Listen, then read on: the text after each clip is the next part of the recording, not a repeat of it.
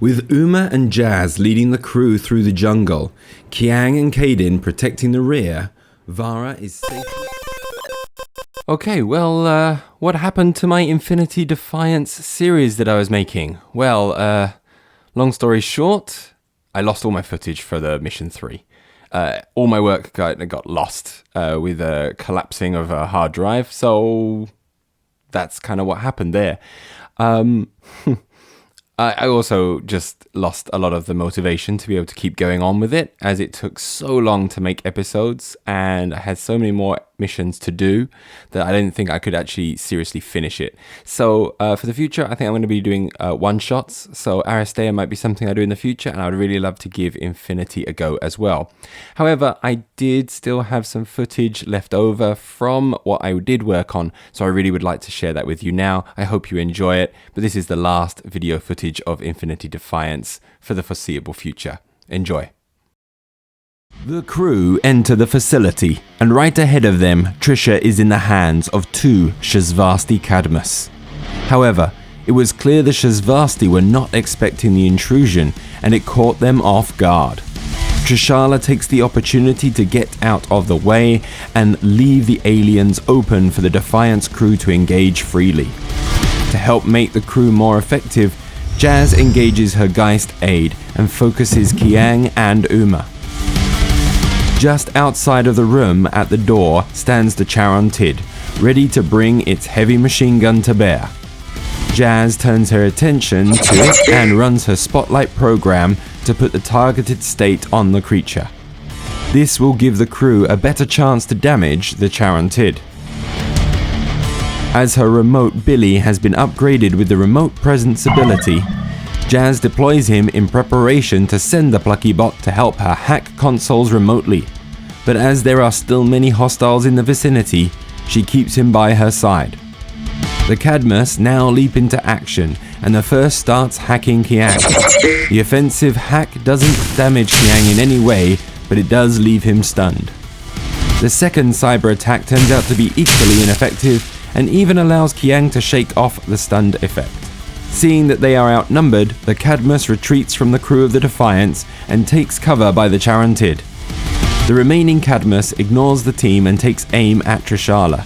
The shot is true and wounds her, but she's still standing. The next shot is even more deadly and wounds her close to collapse. Although standing, Trishala is left needing medical attention. The Cadmus then pulls back and joins his comrade in the shadow of the Charantid. Uma now pulls her heavy pistol to bear and rains fire on the Charantid. She finds a chink in the armor and exploits it with a direct hit. It's not enough to bring the monster down, but it definitely helped in reaching that goal. Without hesitating, Uma follows up with another hail of bullets and knocks the Charantid to its knees as it blasts flesh away.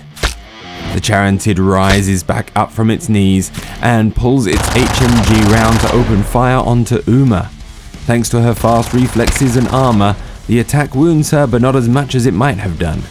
The Charantid then pulls the gun up to take better aim and focuses himself for a volley, but before it can fire, Kiang blasts it with his shotgun. His focus state helped him to catch the Charantid across his broadside, and although armored, a savage blast from a boarding shotgun can't save you completely.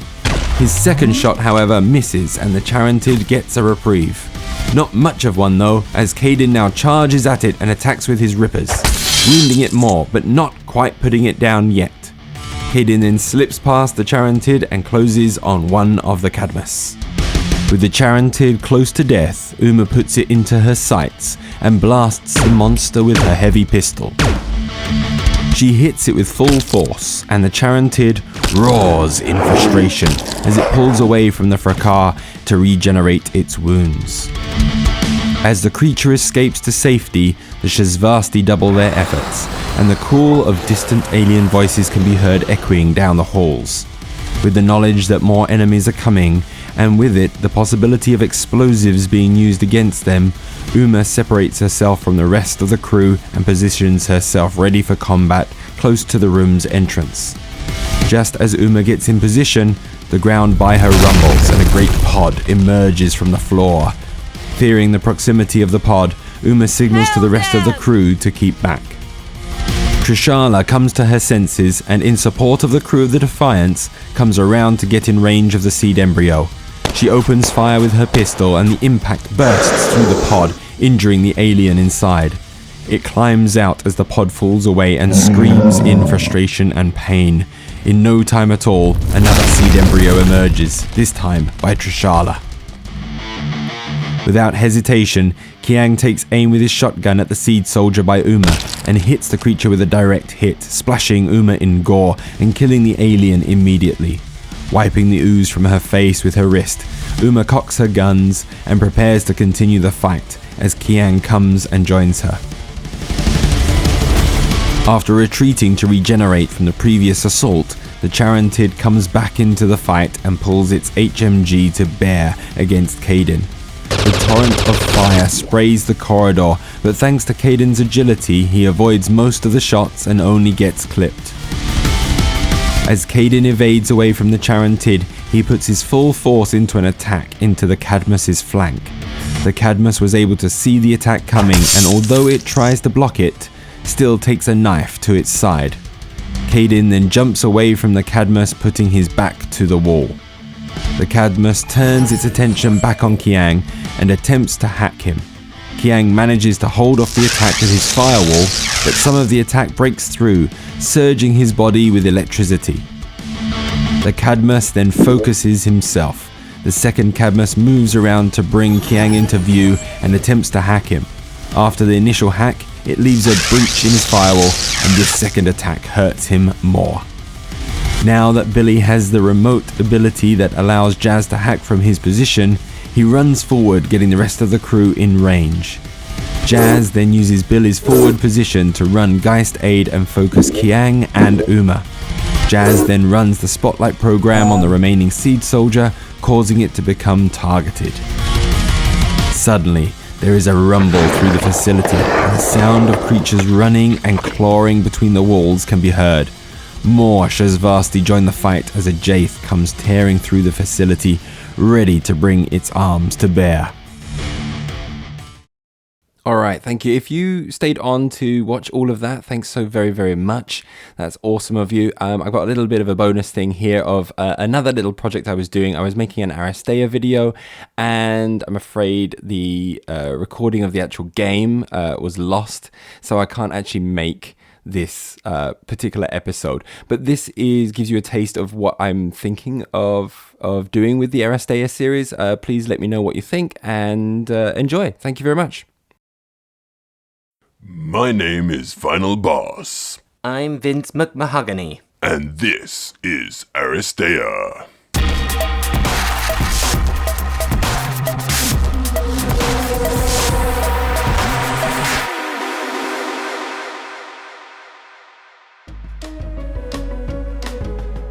Have we got a fight for you tonight? That's right, boss. Let's get into introducing the teams to the fans. The green team has a whole lot of poison in it, and it's being led by the toxic Bachman. I'm sure you don't mean that he's not nice to be around, but it's probably true because of the amount of chemicals this guy is carrying. That's right, Vince. He'll be causing all sorts of mayhem as he poisons his opponents and mixes up everyone's states and conditions. And speaking of poisoning, he may decide to poison his own brother, Hammerhead, as it helps buff the big man's charge. You had better believe it, Vince. Hammerhead didn't get his name by accident, as he charges headfirst into his targets, knocking them out of position. And if he's souped up on poison, then his charge gets stronger with every dose. But if he doesn't discharge the vile chemicals quickly, they can end up hurting him and could very easily put him in the infirmary. If Hammerhead is all about being a blunt force hammer, Dart is the team's scalpel. Able to pick off prey from a distance with a bow and arrow, and with chemical compound built into the arrowheads, she can poison her opponents as well. And don't forget that she's a master of stealth and can turn herself almost invisible at a whim. She may be hard to pin down, but she can fall like a house of cards if anyone gets their greasy mitts on her. Finally, the green team will be fielding Eclipse. Although she has no affinity with poison, she is able to activate and deactivate states on herself and other Aristos. With Bachman dishing out states on everyone, she can help reactivate buffs, debuffs, or even cause damage sooner rather than later. Wow, what a team. A combination of stealth and poison, making for a chemical romance in the Hexadome. If you say so, boss man.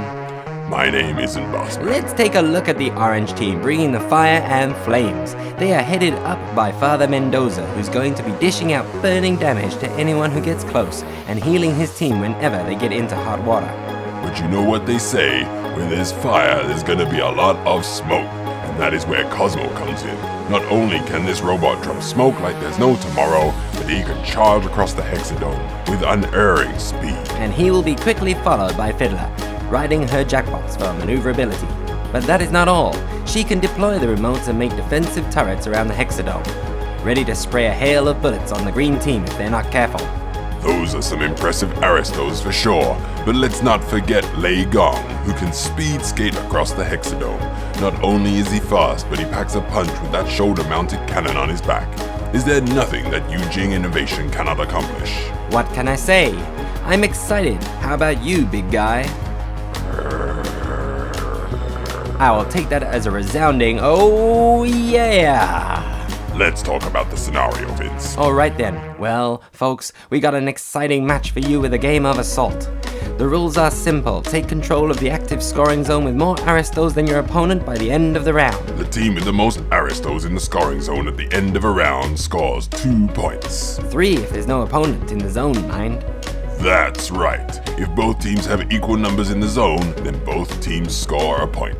As long as teams score at the end of a round, the underdog will choose a new scoring zone to become activated, and the fight for supremacy starts again. Looks like the teams are taking positions in the Hexadome. Let the game begin! Okay, that's all the videos there. Thank you very much for staying for this long. I hope you did enjoy them. Please leave any comments and feedback down below of how you might want to see this presented in the future. And I hope slowly over time I'm going to try and make some episodes of Aristeia and really have a go at using what I've learned through all of this editing and practicing with animation and things to maybe make some actual Infinity battle reports as well. But anyway, thank you very much. If you haven't already, please like, subscribe, leave a comment, and I'll see you in the next video. Bye-bye.